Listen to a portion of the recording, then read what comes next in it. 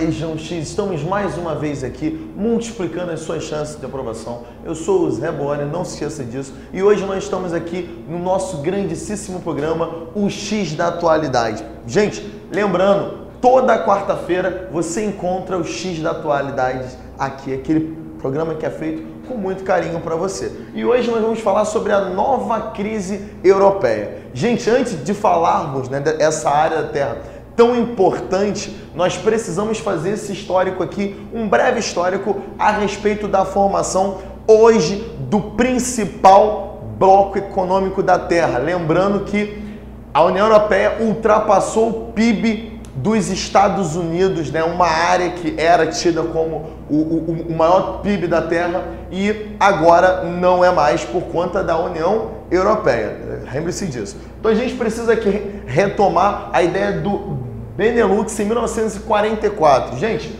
contextozinho ali conturbado naquela áreazinha da Europa, você lembra aí da Segunda Guerra, mas vai ser formado, né, a gênese desse processo através da junção entre a Bélgica, Holanda e Luxemburgo. Lembrando que aqui nós temos a primeira etapa de um bloco, ou seja, uma zona de livre comércio, onde se estabelece a redução ou eliminação das tarifas alfandegárias. Para que isso? Para intensificar o comércio entre os países membros. Já na década, aqui no ano, de 50, você vai ter a formação da CECA, Comunidade Econômica do Carvão e do Aço. Zé, como é que o Projeto X lembra disso? Ele manda um maravilhoso o quê? AF. O que é AF, pessoal? Alemanha, França e Itália são os países que vão se integrar aqui, né? Voltando aí para uma lógica de um comércio mais intenso, principalmente com os países produtores de carvão. Lembre-se aqui, pessoal, da Alemanha, né, no Vale do Ruhr, onde você tem aí uma alta produção de carvão. Na França, a nossa bacia parisiense também, uma outra área que tem um grande destaque. O Rio Ruhr, na Alemanha, como uma das principais formas de você exportar esse produto. Então você lembra que nesse período, já com a verba do Plano Marshall, vai haver um investimento principalmente em infraestrutura. A partir daqui você vai ter uma expansão, esse espraiamento, tá, de ferrovias na Europa, o que facilita até hoje esse transporte que você ouve falar que é um dos mais eficientes da Terra. Avançando aqui, pessoal, em 1957 nós vamos ter o estabelecimento do mercado comum através do Tratado de Roma. Gente, o que é importante nós entendermos nesse mercado comum? A partir daqui você vai ter a TEC, a Tarifa Externa Comum, onde os países de um bloco comercializam com outros países estabelecendo a mesma tarifa. Além disso, você vai ter a cidadania comum, ou seja, a população tem uma liberdade muito maior. Isso quebra, tá, galera, um paradigma histórico que outros blocos não conseguem aí atingir. Isso é uma característica da União Europeia. Avançando aqui, ó, em 1972 nós já vamos ter a entrada da Irlanda, Dinamarca e Reino Unido, estabelecendo aqui um avanço importantíssimo em termos de espaço mesmo. Nós vamos pegar uma área mais ampla e a influência ela se torna muito maior. Na década de 80, no ano de 82 a 86, nós vamos ter aqui a formação da Europa dos 12, esse período importantíssimo, onde vai entrar a Grécia, Portugal e Espanha. Gente, uma observação aqui para nós entendermos esse atual quadro de crise. Esses países eles baseiam a sua economia no setor primário e no setor de turismo. Ou seja, esses países não são grandes produtores e muito menos exportadores de tecnologia, se diferenciando e muito de países como a Alemanha, França e Inglaterra, né, que tem aí uma grande gama, tá, de investimentos tecnológicos. Avançando aqui, pessoal, tem uma observação que é fundamental para a gente. Na década de 80, nós vamos ter a Alemanha e Inglaterra aceitando essa lógica do consenso de Washington ou o neoliberalismo. Você lembra da presença marcante da Margaret Thatcher, né? Uma figura que ilustra bastante esse processo de transição. Então aqui nós vamos ter um aumento da austeridade. Lembre-se disso, para ficar mais fácil. A austeridade é quando o Estado ele se torna mais ríspido. Então você vai ter aí redução de gastos sociais, redução de esses programas assistencialistas, tá? Redução do corte público, ou seja, uma política aí mais rígida, mais afastada desse quadro social. E para terminarmos aqui esse primeiro bloco, nós vamos ter o Tratado de Maastricht, que vai ser em 1992, onde se estabelece a União Europeia. Então aqui você já ouve falar dessa ideia de uma moeda única, um passo também muito importante para você facilitar o comércio entre os países pertencentes. O grande marco desse período aqui vai ser a entrada da Áustria, Finlândia e Suécia. Então, pessoal, vamos entender aqui que em 2004 houve, na verdade, um período, de grande empolgação dos países que estavam à frente da União Europeia e eles começaram meio que reduzir esses critérios para aceitar os países dentro desse bloco. E aí você começa a ter países bem pequenininhos e de economias, muito capengas, de bastante dependência. Cabe aqui citar o Chipre, um país aí que é um grande importador de alimentos, na verdade, uma ilhazinha que fica ao sul da Itália, com grande dependência aí. Além dele, Malta, República Tcheca, Polônia, Letônia, Lituânia, Estônia, Eslováquia, Eslovênia e Hungria. Então, a partir daqui, houve uma flexibilização dos critérios adotados para receber. Lembrando que ainda é fundamental, um dos pilares dentro desse processo, a exigência de um Estado laico. Então, você entende por que a Turquia ela fica sempre barrada nesse processo de anexação ou de expansão. Em 2006 e 2007, nós vamos ter aqui a entrada da Bulgária e da Romênia. E o ano passado nós vimos aí a Croácia, fazendo parte desse bloco agora. Gente, em 2005 e 2006 nós vamos ter um grande marco que vai ser a proposta de uma Constituição Geral. Olha como é que a coisa está ficando, muito mais concisa, se assemelhando bastante com a ideia de uma nação. Então, a partir daqui, eles vão mandar esse documento para alguns países como uma espécie de teste, E a França, a gente sabe que é um país extremamente crítico e ele barra isso na hora. O holandês, ele está preocupado mais no Green Cigarettes, Aquele processo mais calmo aí, ver gnomos. E falando em gnomos, chama-se a Irlanda, um país mais periférico, de economia um pouco quanto dependente, que também vai barrar, ou seja, se nem um país fraco dentro dessa estrutura central aceita, essa Constituição não vai à frente. E aí, como é que a gente vai incentivando esse processo de consolidação de uma grande nação? Através do Tratado de Lisboa em 2009. Então, a partir daqui, nós vamos ter a ideia da presidência rotativa. Então, dentro desse bloco, vai haver uma eleição para um líder comum. O último aqui, gente, lembrando, a última vai ser a Angela Merkel, que está à frente da Alemanha aí há um longo período já, que apresenta sua insatisfação com a Grécia, querendo já expandir essa austeridade para outros países,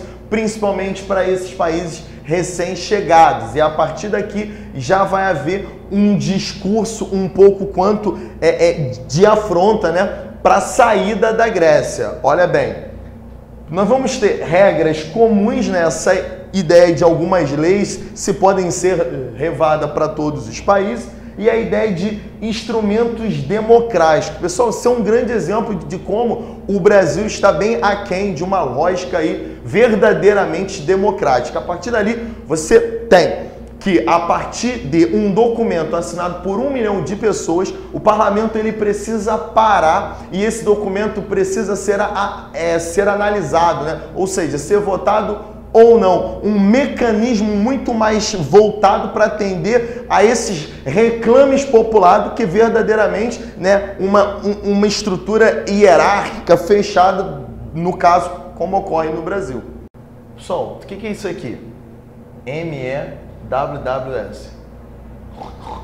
É um porquinho, Então olha só, pessoal, o porquinho do Chaves veio até você para falar sobre o quadro atual de crise na União Europeia. Você lembra que, na verdade, foi formado aí, né, a partir de 2008, quando se tem a crise no cenário norte-americano, que vai chocar o quadro da União Europeia. E aí você vai ter vários países que começam a apresentar crise. Importante lembrarmos que esse conceito aí, ele parte de pigs, que é porcos, né, em inglês, e a partir daí eles começam aí incluindo novos países que também estão em crise. Gente, para lembrarmos aí de 1929, sempre que há crise vai haver o quê? O corte da importação de supérfluos. Importantíssimo isso. E além disso, no cenário atual, você deixa de fazer turismo. Então, olha só, os países que têm a sua economia baseada no turismo e no setor primário são os primeiros a sofrerem aí com essa crise. E a gente nota que Portugal, Irlanda, Itália, a Grécia e a Espanha. Então vai cair assim para você na hora da prova. Gente, eles podem apresentar para você o principal calo dentro da União Europeia, que só foi notado agora, que é a não criação de um órgão responsável em fiscalizar os gastos, principalmente as dívidas dos países europeus, onde a União Europeia estabelece que um país ele pode ter uma dívida de no máximo 60%. Olha aqui, pessoal, Portugal está na faixa aí de 106%, Irlanda 109%, a Itália dobrou o que é permitido, a Grécia mais do que dobrou e a Espanha já estava acima do quadro que era permitido. Se o país não exporta, não recebe mais esse turista, o que acontece com ele? As indústrias tendem a procurar novas áreas que apresentam os atrativos fiscais, áreas que adotam a austeridade. Então, outros países que são muito mais interessantes se apresentam como polos de atração. Um grande destaque para a África, que vai reduzir o seu quadro de desemprego, assim como no caso brasileiro. Em contrapartida, países que perdem indústrias, que perdem investimentos, vão aumentar o seu quadro de desemprego. Então você vai ter que, hoje, em Portugal, num patamar de 12%, isso da população ativa, Irlanda 14%, Itália 8%, a Grécia com 17%. Só que quando você pega isso e analisa os jovens, você vai ter 60% dos jovens desempregados, mostrando aí, né, um quadro caótico dentro do cenário atual. A Espanha vai bater aqui com 21%. Então, gente, desemprego, dívida, o que isso gera? Gera, na verdade, uma intolerância dentro dos países que estão aí à frente da União Europeia. E esse termo PIGS vem de países que recebem o resto, né? E é isso que a nossa amiga Angela Merkel vai dizer. Até quando nós vamos ceder o resto para esses países? Ou seja, até quando nós vamos bancar essas economias que estão aí, né, à beira de um colapso? Importante te lembrarmos aqui que, somando o que esses carinhas aqui devem, você tem 845 bilhões de euros, sendo que 300 bilhões é só da nossa amiga Grécia, ou seja, é o quadro mais acentuado no que tange ao endividamento. Hoje em dia, galera, vai haver umas alteraçõezinhas aí e novos países que também querem fazer parte da festa. E o Chipre vai ser o país que se destaca hoje. Um país que está, na verdade, chocando-se bastante com a regra, né, que a União Europeia tem de não ser um paraíso fiscal. É um país que permite que os britânicos e os russos injetem capital lá e acaba sendo um país que fica extremamente dependente de oscilações externas. Gente, se os Estados Unidos estão em crise, o que você mais vai ter na Terra é o quê? É o fenômeno do W, não é isso? A economia está em alta, está em recessão, está em alta, está em recessão. Logo, o Chipre ele fica aí dançando com o capeta. E hoje nós já temos 7,7% de desemprego nesse país. O novo termo que surge é o PIIGGS, incluindo aqui a Grã-Bretanha. Lembrando que esse nome ele se refere à Escócia, País de Gales e Inglaterra. A Irlanda do Norte ela fica de fora nisso. E aí nós já temos, né, essa expansão desse quadro de crise numa área tida como uma área nobre. Então, pessoal, para terminarmos aqui, hoje, né, na atualidade, nós estamos vendo a mídia fazer uso de um termozinho que é o stupidez.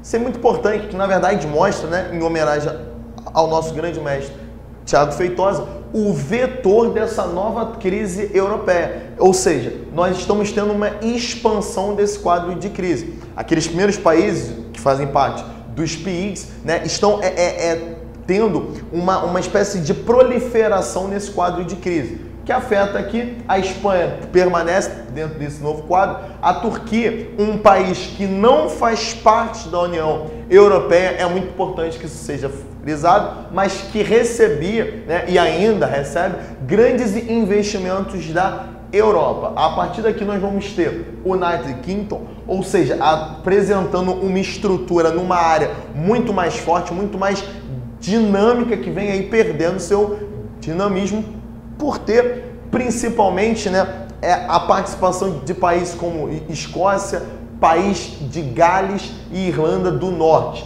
Portugal, que acentua esse quadro de crise, assim como a Irlanda, e Dubai, né, galera? Lembrando que Dubai é um territóriozinho que fica nos Emirados Árabes. É muito importante nós frisarmos aqui que nós já estamos falando de uma expansão dessa crise e não estamos apenas centrados, né, na área europeia, tá certo?